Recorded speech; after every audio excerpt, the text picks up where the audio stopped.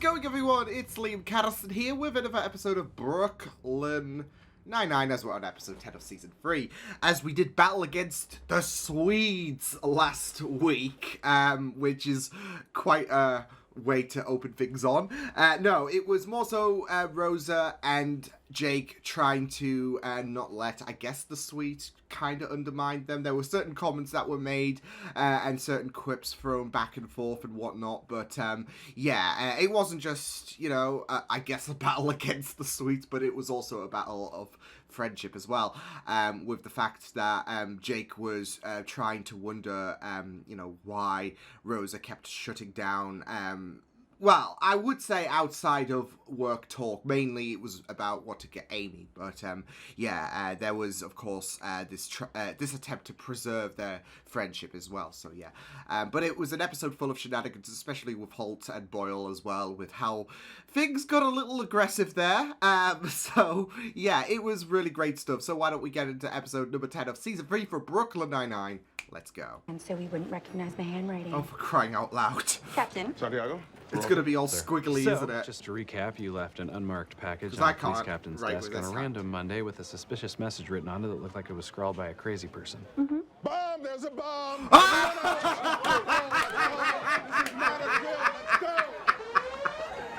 Great gift, babe. I was just so focused on Amy's gift that I completely spaced, and his present to me was so personal. All right, think, what does Charles love? Gross food, tan pants, This is a completely MasterChef different Junior. dynamic for You could call up one Christmas of those for kids Jake. and offer them a free trip to New York. I wouldn't do that. Right, because I'm a stranger and I shouldn't be luring them out of state. Good call. Jake, just go to Goodwin's. They're open late in the... Phrasing. Okay, gang, I'm out. I'll be back on the 27th. I've got 2 days of family time. Do not attempt to contact me. I do not want a repeat of last Someone's year going when to Scully called me contact. 50 times on Christmas morning. No, I called you once. My butt called the other 49. Yeah, well, Oh, my for God's brother-in-law sake. Zeke was real just... Whereas with the skillet, the approach to fish skin is completely different. And your spatula technique is completely intuitive. Please, tell me more. Okay, I got it. They're closing. Let's go. Oh, let's take a peep at that purchase. No! Cologne. No! It's perfume for a lady, woman. It's called Canyon Stank. It's got a man riding a burro on it. I mean, I feel like it's kind of noticed. rude that I Boyle just just like the way it smells. yanked it. I wear this cologne, Jake.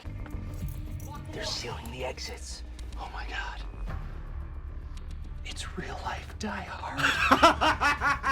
I mean, oh no, crime. Jake gets to live his dream. Be John McClane. Action going down they need my help with. Did one of your detectives lose his head up his own butt? You don't Pipe even down. have a job, Zeke. You know what? I'm not supposed to be bringing this up, but I'm bringing it up. Yeah. I'm sick of hearing you got things Throw him brewing. under the bus. You ask me, the only thing you got brewing is a pot of BS. Kids, I love you. Sharon, you are perfect. Zeke, get a job. Woo! Wait, shouldn't we all stick together? Someone has to assess the situation, Boyle. Plus, we're trapped on Christmas with a bunch of bad guys who are very likely German. Oh This my, is my yes. John McClane moment. Okay. Had the Gruber. Where is he? He could have mom. Phone, stone, phone. We get it. Down the hatch. Let's get this over with. Wow. Not cool. Not cold whatsoever.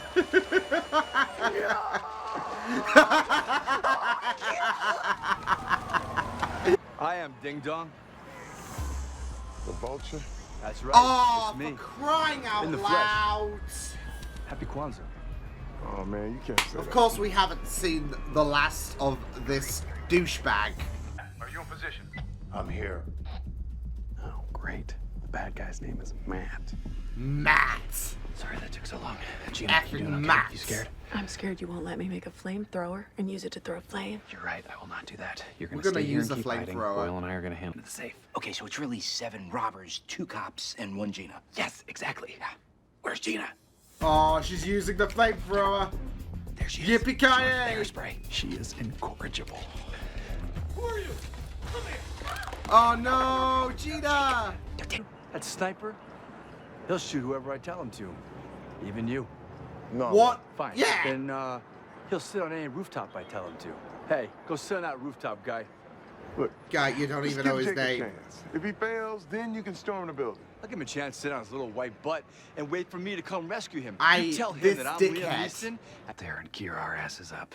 Quietly.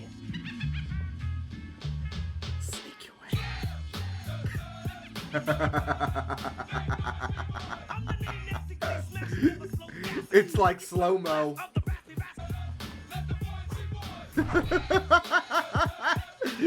Hey, Matt. What a punch! That'll teach you to have a dumb normal name. Just the way the Greek stands. No one does. You there? Yeah, I was out, but now I'm back. Meet me in the service corridor. We've got a situation. Is that leaning more towards Scottish? Okie dokie, sorry to hear about. Are not gonna give that order. Stand down. No. Stand down. Punch or him, I'll Terry. make you. Hey! You turn! Get off the roof to help me! Get off the roof! You have no chance against Terry Jeffords. Like you said. I didn't say that. Oh, no, no, no, no, no, no, no, no, no. You're gonna have to brave the waters. Oh my god, oh my god. The cold waters of winter. Oh my god. Oh. Oh, welcome to the frozen Shut your dumb sea. yellow mouth! I'm so sorry. No, I'm not. We have a crisis. We have to go. Let's go. Cold, cold, cold, cold, cold, cold, cold. Hey, hosers, it's me, Dave, eh? Oh, Jake! that went down well. Jake! Are you okay? Oh, my head hurts. Probably from being conked on it. Charles is gonna save the day. Time. So, you're a cop. And I guess your Hans Gruber. Nice. Finally, a good bad guy. This dude gets it. Killed 11 people. It just sounds so cumbersome. Why? Charles! Charles! Of the buckets. Boyle, you did it. And he You said the thing! completely botched the catchphrase. I'm pretty sure it was right. Yeah, It's but you unique. did great. Merry Christmas. Ho, ho, ho. I'm starving.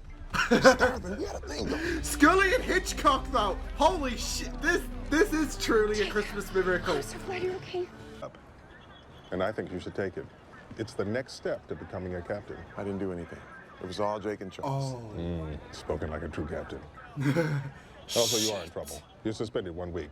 Oh, But you've got a bright future. But I'll need you it to was do worth it because the vulture sucks. Hey. Oh, because it would have crushed my heart and ruined our friendship. Good call. Look, it sucks, and I was selfish. I should have gotten you something better. You did. You surrendered yourself to keep me safe.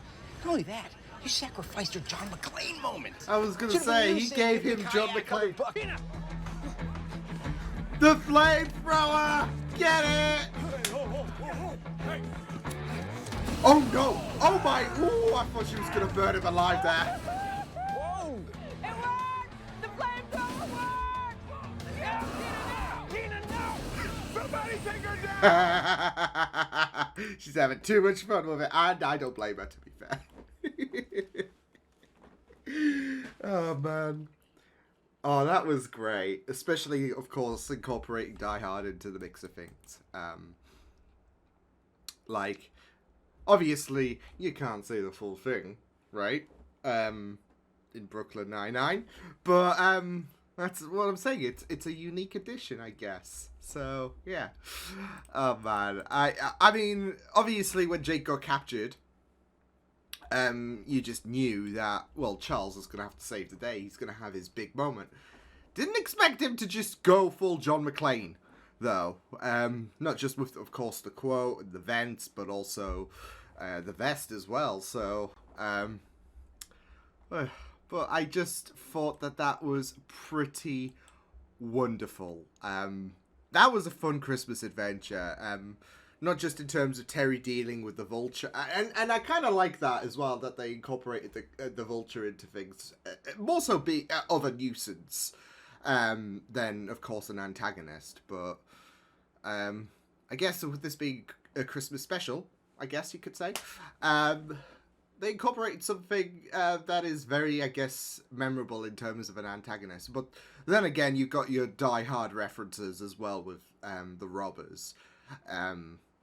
I guess taking the place of the terrorists. No, honestly, that was a blast, though. It is just really, really amazing stuff all throughout, all across the board, really. Even Hitchcock and Scully, like, just cornering the robbers as well. That was something I was not expecting. So that was pretty great stuff. Like, you know, you had that moment of sincerity from Hitchcock as well. That was like, but yeah, I just love it when they just, you know, pull through like that. So yeah. Anyways, yeah, it was really great stuff.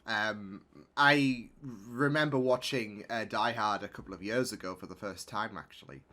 And it was pretty great stuff. And obviously we've seen Jake make several references to Die Hard in the past for the duration of Brooklyn Nine-Nine. And this was the moment. This was the moment where it came to life, really. So, yeah, and you know, there is that kind of I would say there is that kind of I don't know.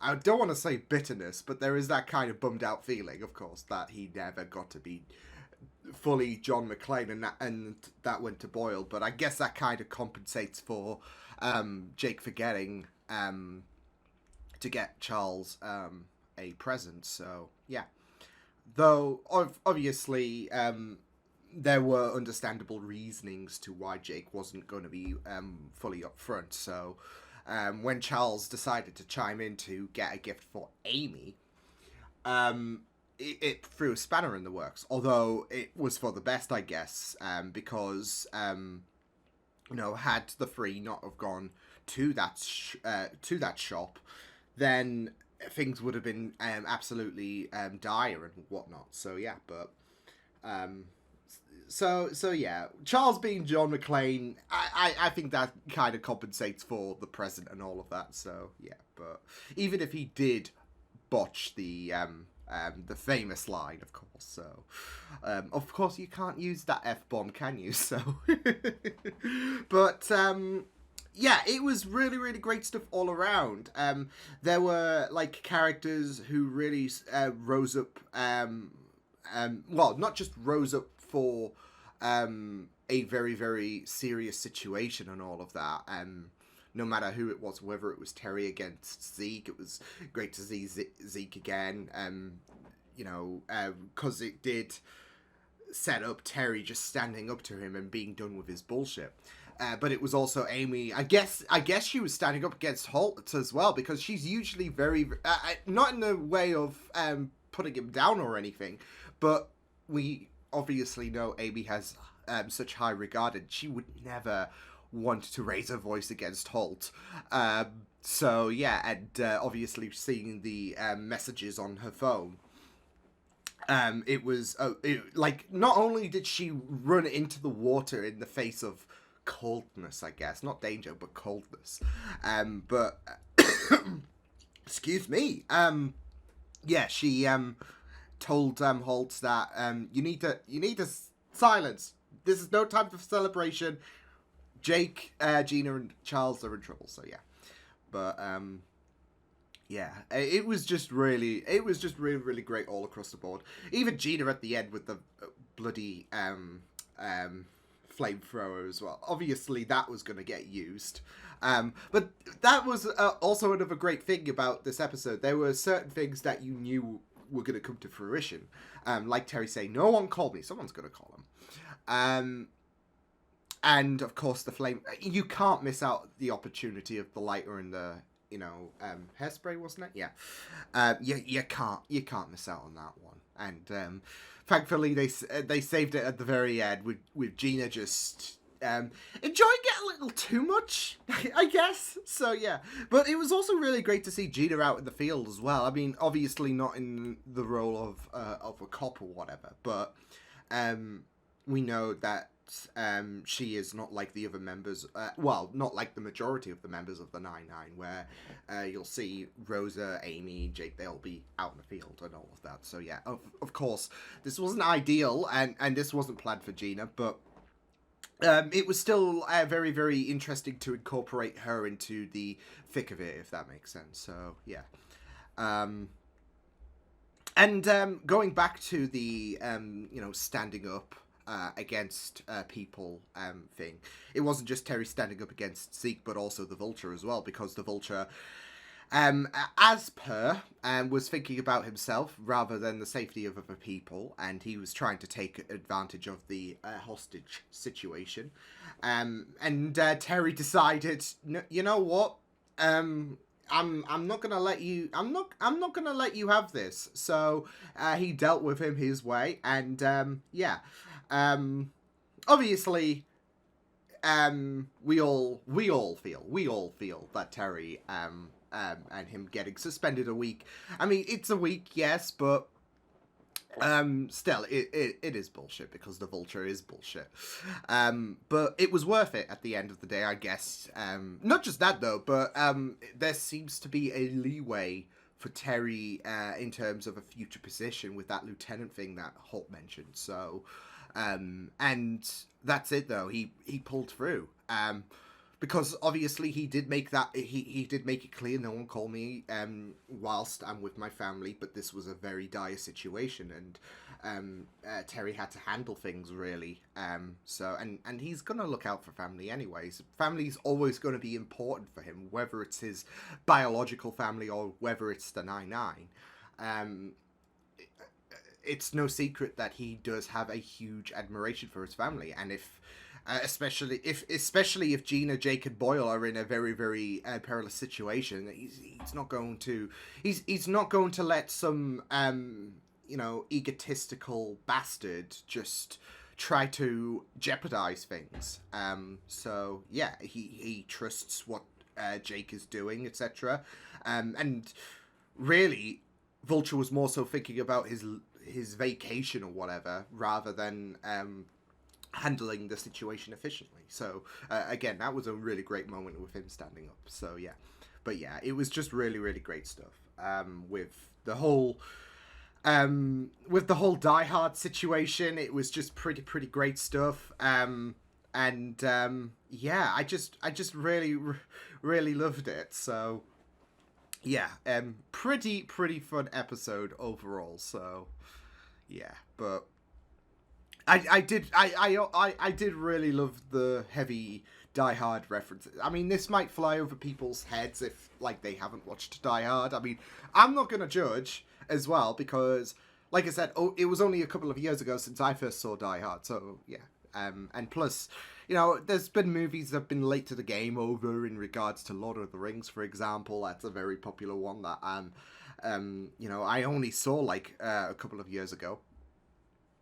So yeah, and I'm closing in on my to my 30s, should I say? So yeah, but yeah, it was still pretty fun stuff. Because like I said, it's no secret that Jake has made references to Die Hard throughout the entire series.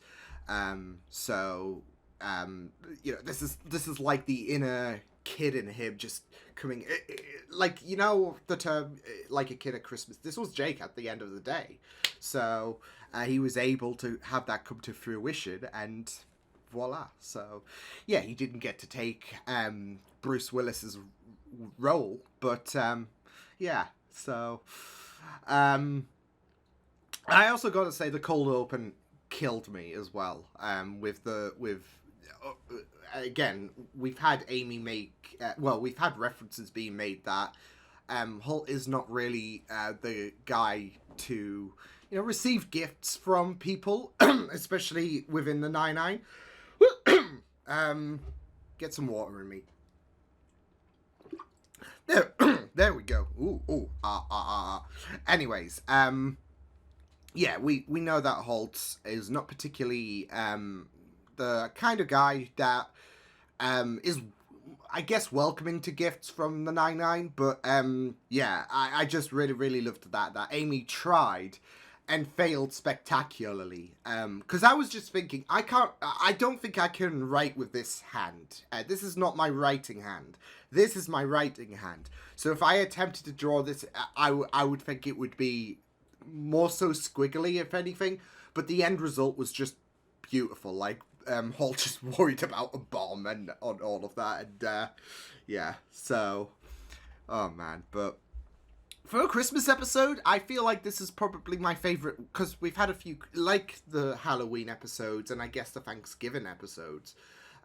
we've had you know, these past few seasons dedicate a specific episode to a Halloween episode, to a Thanksgiving episode, and it's the same with a Christmas episode. I think the Pontiac Bandit returning was the I think that was the last Christmas special for season 2.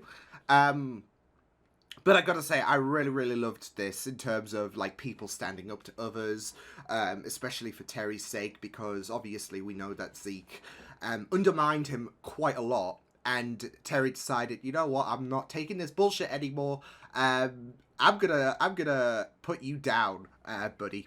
As well as Vulture, who undermines everyone. So Terry's, I just really love that Terry's not ready to hear any bullshit from anyone who just is a constant prick all the time, I guess, because the Vulture is a constant prick. Zeke is a constant prick, so he was like, and you know, you could chalk that down to the fact that yeah, it's a responsibility he has to adhere to, and it's not one that is ideal to him. He would rather be with his family.